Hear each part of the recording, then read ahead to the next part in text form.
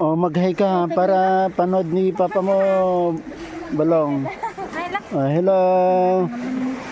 Doon tayo sa dagat. Ganyan ka na lang. Karablog mo.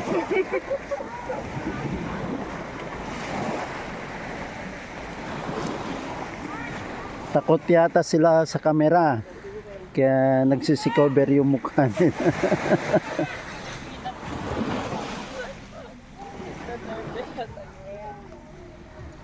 Dito nagtatapos ang aking video ngayong umaga.